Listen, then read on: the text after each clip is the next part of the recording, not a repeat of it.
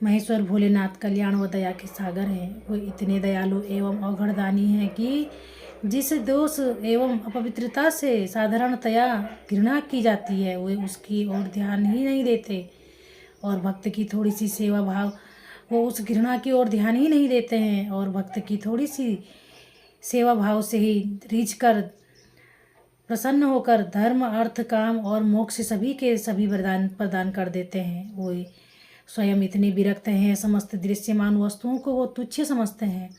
इसी स्वभाव के कारण उन्होंने समुद्र मंथन के समय निकले हुए हलाहल विष का पान कर लिया एवं अन्य रत्नों में से किसी की प्राप्ति की अभिलाषा नहीं की।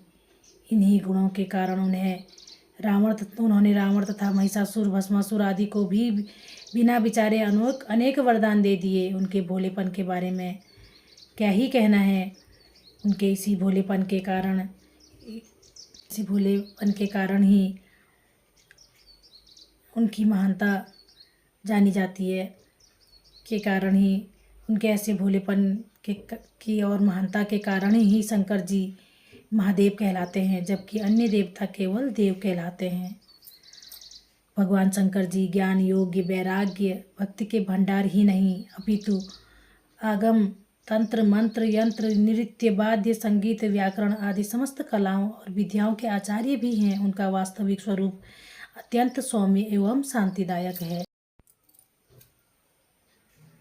उनके क्रोध की लीला जगत के कल्याण के लिए ही समय समय पर प्रकट होती है, जैसे कामदेव का संहार एवं प्रलय और महाप्रलय। इसलिए शंकर जी का रूप भी विशुद्ध धर्माश्रयी और एक ओर जहाँ सिर पर पतित पावनी गंगा जी एवं शीतल चंद्रमा है, वहीं दूसरी ओर उनके गले में भयंकर सर्प एवं हाथों में त्रिशूल तथा ब्रह्मारूपी डमरू भी हैं। पार्वती जी के विवाह के अवसर पर बारात में शंकर जी के भयानक एवं सौम्य दोनों ही रूपों के दर्शन हुए। शास्त्रों में जहाँ कहीं भी ईश्वर अथवा ईश शब्द बिना किसी विशेषता के आया है, इसका अर्थ महादेव ही लगाया जाता है। कहा जाता है कि जब शंकर जी एवं पार्वती का पारिग्रहण संस्कार हुआ, तब शाखा उच्चारण के समय नाम पूछे जाने पर वर का नाम शिव बताया गया।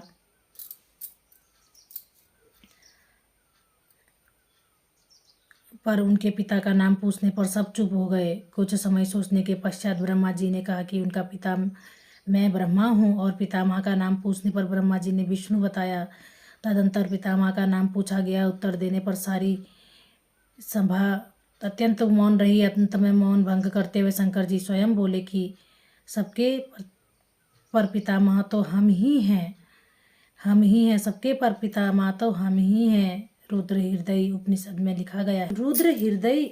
में लिखा है कि विष्णु कार्य, ब्रह्मा क्रिया एवं महेश्वर कारण है। इस कथन को दोबारा ध्यान से सुने। पुनः मैं बोलने जा रही हूँ। रुद्र हृदय उपनिषद में लिखा गया है कि विष्णु कार्य हैं, ब्रह्मा क्रिया हैं एवं महेश्वर कारण हैं। वास्तव में तीनों एक ही हैं। ओम नमः शिवाय। हर हर महादेव।